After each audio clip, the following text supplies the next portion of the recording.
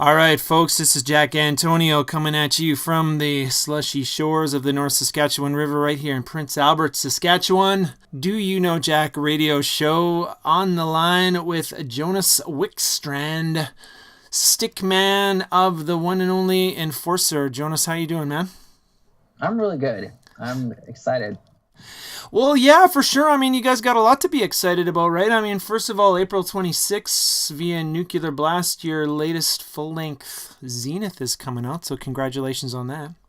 Yeah, thank you. It's going to be really interesting to see what the audience think about the album and how it's going to be taken. And that's like one of the things that I'm excited about to see the reactions from the audience. Yeah, for sure. Well, one thing that I noticed just perusing your Facebook page is based on the reaction to the first couple of singles. I mean, it seems like people are saying, "Oh, Enforcers changed their sound a little bit. You're going in a new direction." I mean, is that fairly accurate from your standpoint as to what you've heard so far about the new tracks? I would say that what we're doing is like a natural progression on where we've been, and then we're trying to like rebrand ourselves and create something new, but still sticking to like the genuine Enforcer sound. So I think this single, the first single, we chose to do something different just to show the diversity of the band and things that like different ways that we can sound in.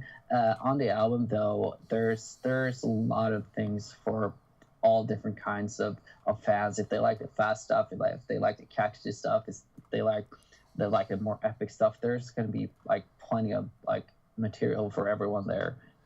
Yeah, and I mean, I think you're talking about. I'm just going through now. The first single was it "Die for the Devil"? That was the first one.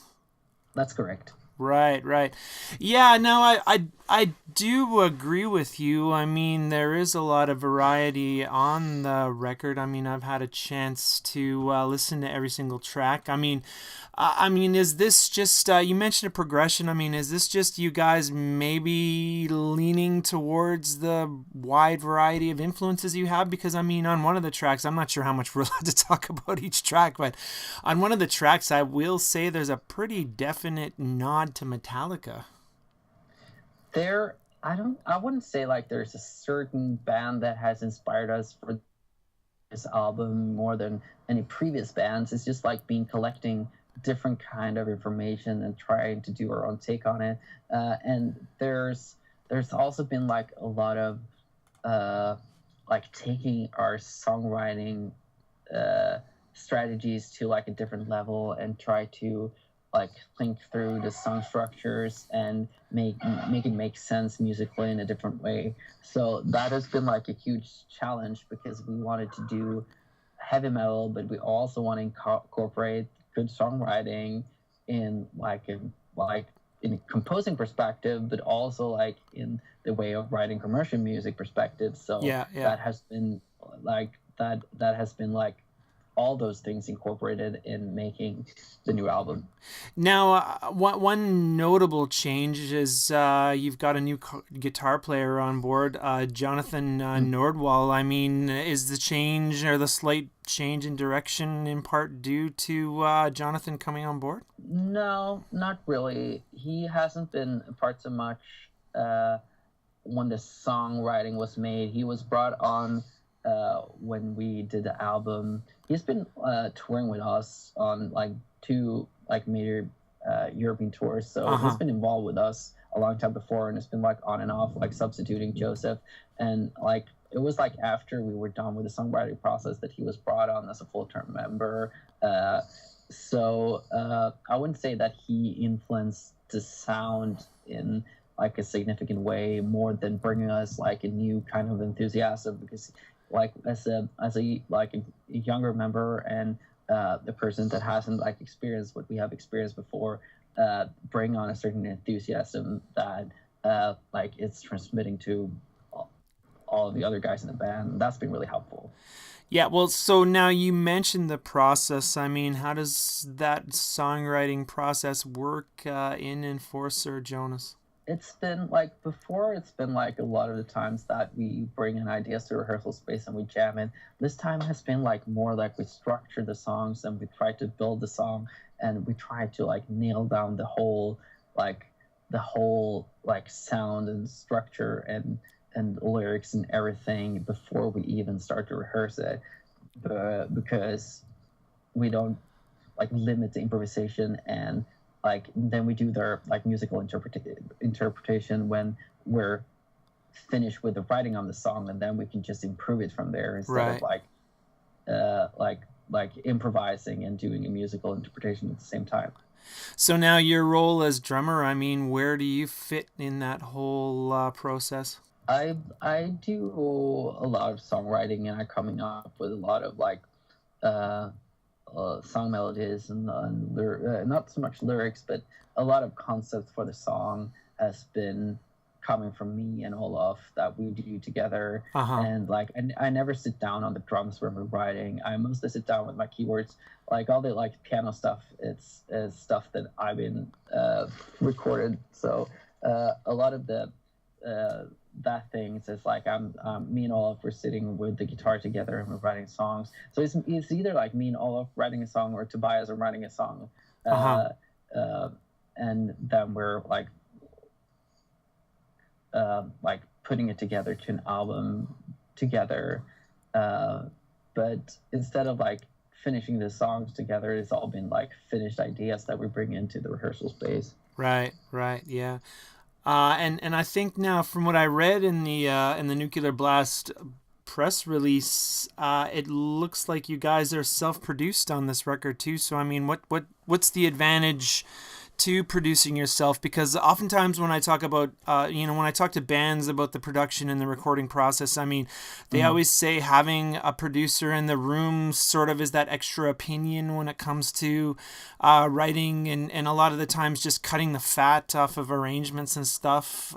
So being self-produced, I mean, is there what's the challenge to enforcer there? I think just to have control of the final product and like quality assure it, it was just been like we've been working so much with production that we've had experience to do it ourselves. But to add to that, we had uh Rickard Lergrim. He's been helping us with the vocal productions, so Oh, he's okay. been a part of the vocal production, and he's helped us with all of our other albums too, because he's working really great with Olaf, and he's a great person to have on board when it comes to getting the best out of Olaf's vocal performances.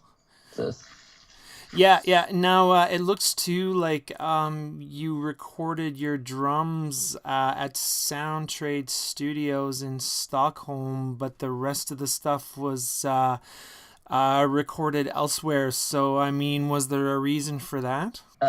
Yeah, like we were thinking early on that we wanted like a big, roomy drum sound that like we didn't have to create any like tails of reverberation in like digital stuff. Like we just wanted to use the room at its max, and we chose like the biggest room that we can find, and we recorded through a Neve console, and we were putting up like extra walls and microphones behind that to extend the room even further, uh, because and then like we were creating the most of the drum sound in the studio, so Uh we huh. can Uh huh. limit the processing in the in afterhand. So I was really happy that we could work with in this really great studio where a lot of great bands have been recording music before. So that was really great for us to be able to work in such a great studio and to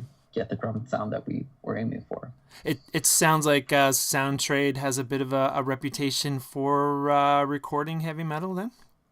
Yeah, absolutely. Like Europe has been there, and Metallica has been there rehearsing, Yeah. and Yeah. ABBA has been there, and Roxette, and like all these like a lot of big bands have been there, uh, recording or using the studio facilities, and the desk has been there for a long time. So I mean, it's like sits a lot of like success in the walls there that like helps to inspire us.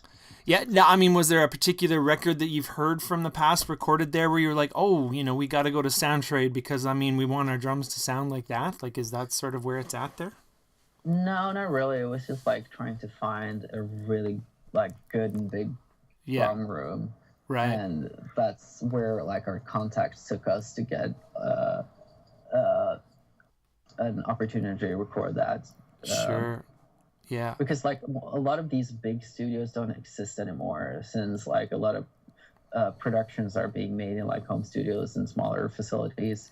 Like there's not a lot of these big studios left out there, and I think that like Soundtrade is still like they're making a profit because there's also like a music recording school. They have like an SAE music producing school Yeah. connected to that facility that helps them staying alive pretty much.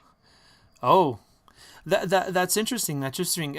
Speaking of other interesting facts, I mean, you guys went ahead and recorded an entire version of Zenith in Spanish. I mean, does Enforcer have a very large Spanish following? I guess that's probably an obvious question, but Yeah, we've been seeing that like our we have a huge follow up in Latin America, and also that a lot of the Latin American fans they're not as like they don't speak English so well, so we wanted to give them the same possibility to listen to the songs and the lyrics that they're in their language, and to yeah. give that to them because they're being really like a faithful, really great audience for us. So this is like from us to them.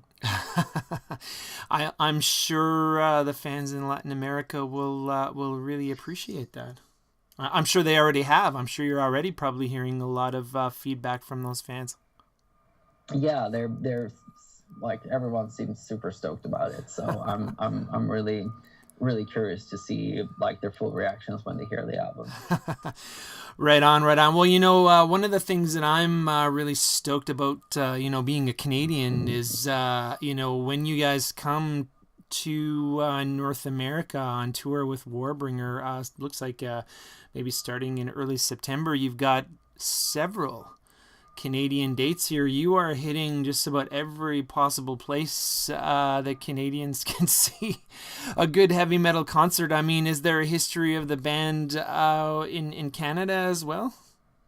Yeah, I mean the Canadian audience has always been great too because it's a big metal scene there. Sometimes like metal scene is even better in Canada than some markets in the States. So uh, I think it makes sense to when you're in that general area that you will go to these places to give the audience shows. That's an interesting comment. I mean, what is it about Canadian audiences that differ so much from the United States? And then, to just add to that question, I mean, how do Canadian audiences maybe compare to audiences that you'd see in Europe? I would say that the Canadian audience is more similar to the U.S. audience than the American. I wouldn't like they're all very like similar in one way, but I think that like the Canadians are more they care more about like being truthful to your like discography, and like they know what who's playing in the band, and they know who's like on stage and what the history of the band, where the American audience are more like, oh, I heard this song on YouTube, then I go see the band live, and it's like that's I think that's different, which is also like it's also easier to like put out new music for Americans than it is for Canadians. I would say in general, but I sometimes it's really hard to like distinguish one country from another. What's significant. No, no, that's fair. That's fair. And of course, it's a co-headlining tour with Warbringer. I think you guys have been on tour with them before, back in 2016. I think. That's correct. I guess what is it about Warbringer that makes Enforcer want to hit the road with them again?